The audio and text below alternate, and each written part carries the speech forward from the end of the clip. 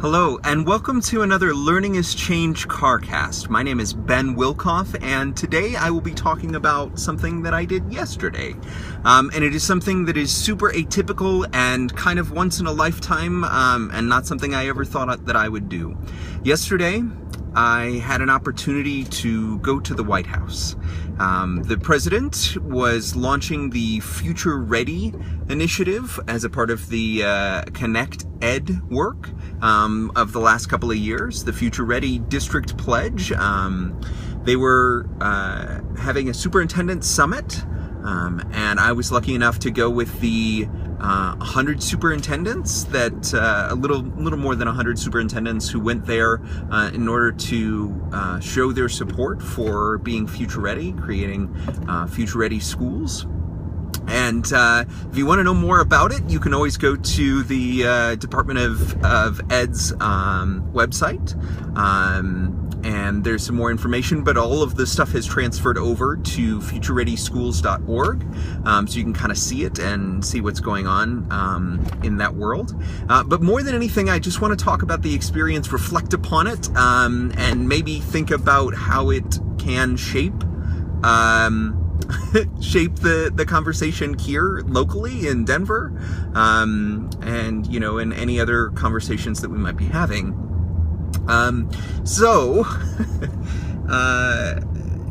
Again, not something that I was expecting to do, really ever. But the fact that I was able to go to the White House in the morning, yesterday, see the president speak, and then sit on a panel, to discuss what future ready, professional learning might look like. And, that was something that was, a unique experience, but rather than sort of looking at it and just being sort of in awe of the fact that that was a thing that happened, I'd much rather think about, what are the discrete elements and what does it add up to? So when we went, I decided that I was going to wear my Google Glass as much as I possibly could. And the reason why I was interested in doing that wasn't so much that I wanted to, make a statement, I love Google Glass or something like that. It was much more around the idea that we should be able to use the devices that make sense to us and that do the things that we need them to do. And it was my hope that other people would support that choice, and that idea that we could choose to bring our devices, the ones that are going to allow us to kind of make the future ready schools. And so that was the first thing, that the decision. And we waited outside a long time in the cold. It was very cold in Washington. And after we went through and, nobody really said anything other than don't record video. And I was okay with that. We went into the EEOB, the the Eisenhower Executive Office building, where the vice president is, where a lot of the different departments are. And so, there's a lot of the commissions, right, as well as the folks that do the general counsel office is in there, and a number of other folks. So we got to spend a lot of our time there, but there's this auditorium that we spent most of our day in, and that's where we all gathered, and it's sort of like in between the EEOB and the White House, but I guess technically it's like the White House Annex, and so any event that's there is technically the White House. And so we stayed there, and we had a number of people who came through, and they kept on telling us that essentially, like, there are a number of officials that were coming through and that had some great things to say, but that typically people who visit the White House or have that opportunity do not get that treatment, or they don't get, to see some of these people. And that felt both very strange, like, how are we special and those kinds of things, but also felt like, okay, so they may be taking,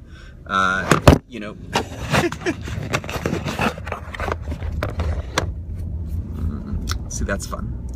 They may be taking this seriously. They may be taking this pledge and the idea of supporting schools and teachers and leaders, and maybe taking it seriously. And so that felt very good.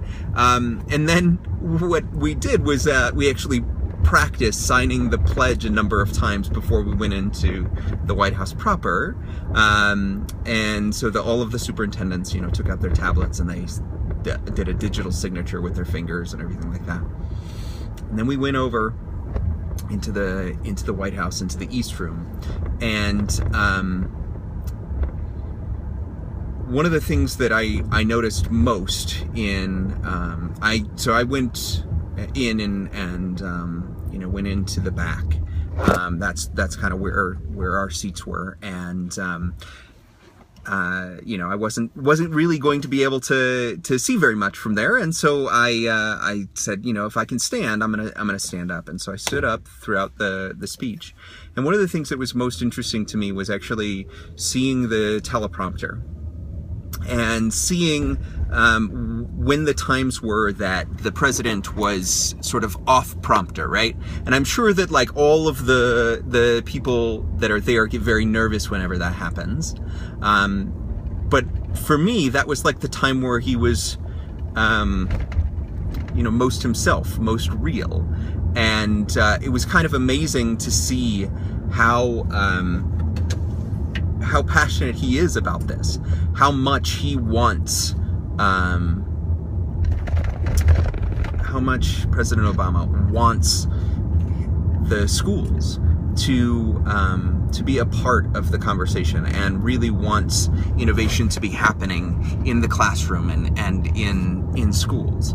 And so it was really interesting to see. I mean, he was actually very, very funny, and had lots of great things to say that really energized the crowd. But he was talking about people doing things differently, and he gave a couple of examples. One in which in a particular district they put Wi-Fi routers on buses and set them around the city at the end of the day, and they had community Wi-Fi that was pumped out from the buses, which was kind of amazing and a really great idea of sort of utilizing sort of the resources that were available to them.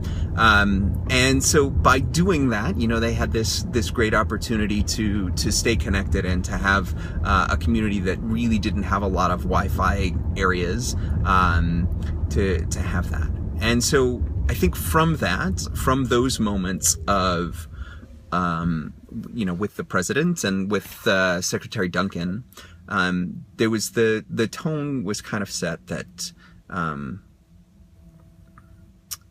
that we should be creating things out of not only the resources that we have, but we should be looking to the resources that are being collected for us, and we should be looking to Title I and Title II funds, and we should be looking to the resources that that the federal government or that statewide governments or that our districts are deploying in order to create change.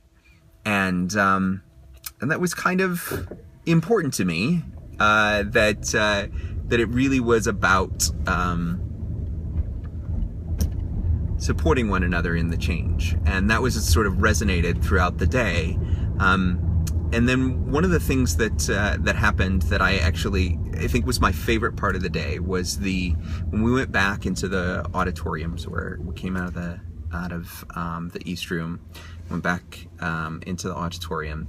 The Chief Technology Officer spoke, and I'm blanking on her name right now, but she came from Google X, and she was instrumental in helping Girls with Code happen, Girls Who Code and Made with Code, and sort of getting girls and underrepresented minorities into computer science. So she's done a lot of really amazing work sort of from the Silicon Valley perspective, and then she came over and I think they created the role for her, Chief Technology Officer, which is just an awesome idea of sort of having that, and to me it's almost like a Chief Innovation Officer. And one of the things that she said that resonated with me the most, because I talk about this a lot too, is she was talking about this idea that that really we are the ones that we have been waiting for, and the idea that we are the ones that we've been waiting for, and that we cannot simply wait for great things to happen, that we have to make them happen. And there was a really great refrain throughout the day of empowering teachers to make better choices, and to make better choices ourselves, and to lead by example, to model the types of leadership and the types of connected leadership that we would want to see. But it was very much around, if we don't do these things, there's no one who is coming. We are the ones that have to do it. And the more that I think about it, so that's, there was a lot of things that happened in the day, and I wanted to at least capture some of the things that were going on. And the panels were great, and I really enjoyed the panel that I was on with a teacher from the Science Leadership Academy. We talked about all of the things that were happening in Philadelphia and the issues that they're having with huge budget shortfalls, and just no support from districts, so really having to do everything yourself, and not feeling trusted in the classroom. And so some of those things were really sort of present for her, and so being able to have that as a part of the conversation was pretty valuable, and was really important to me to think about how we do this better. So there was a lot, and I'm going to keep on processing it. But if I was going to say that there was sort of one thing that I would take away from the experience, is that the larger conversation, the one that Secretary Duncan and that others are having, the larger conversation around, like, let's launch something with huge lofty goals, that's really important work and essential work, but it is not the work. And the work, to me, and to I'm pretty sure every single one of the superintendents that was there, and all of the people that were on panels and things like that, the work is in interpreting and making real those promises. And until you make it real, until you make it concrete, they are words, and they might not end up mattering. It's when we take them and we start to own them, and we start to say, this is the work of my life, this is the thing that I am going to do. If we don't do that, if we don't, sorry, I'm parking now. If we do not do those kinds of things, there's no way that that the change will ever occur. If we don't make it about the individual classroom, the individual teacher, the individual superintendent, if it isn't about that, it isn't real. And I think that those individual and isolated experiences, those are the ones that tell the best story. It's the Wi-Fi routers on the bus that people are going to remember. It's not the speech. It's the way in which people prepare to be future ready, and the individual story that's going on in the classroom where, coding is happening where it didn't happen before, or where a teacher has access to the teacher halfway around the world who's doing something that can help collaborate or can help support the kids that are in that classroom. It's in those individual moments that we make real the promises of the Future Ready Pledge. And I think it's important to have those big things, and I think it's important for presidents and for secretaries of education to state unequivocally that they support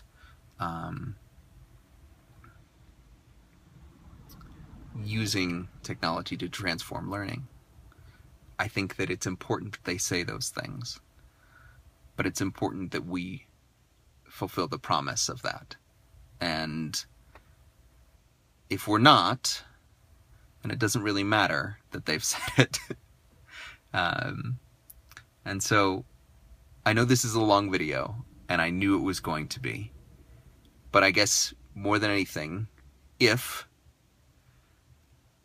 you want to go with me and if you want to go with me and create future-ready schools, then I want to go with you. And I want to create future-ready schools with you. And I want to fulfill the promises that other people are making, and to push back when they don't make sense, and to make our own decisions on how this gets implemented. Because I think that's the story that's worth telling. That's the story. I want the 15-second soundbite of, this is a compelling story of change that comes out of somebody else's mouth. I said, and probably it's been said better before or at other times, but I've said that we win when our words come out of other people's mouths. And I think that's probably how this feedback loop happens, is if our stories, the ones of change that are going on within us, if those stories of change come out of other people's mouths, and especially if they come out of the mouths of presidents and secretaries of state and things like that, secretaries of education, then that's what it looks like. That's what future ready looks like. And because then we truly have changed the conversation. So I appreciate you watching. If you have watched this far, this is a really long video. But it matters to me, and I hope that it matters to you. And I had a unique opportunity yesterday, but I feel like we have a unique opportunity every single day to make something happen. So I think we should. Thank you for watching.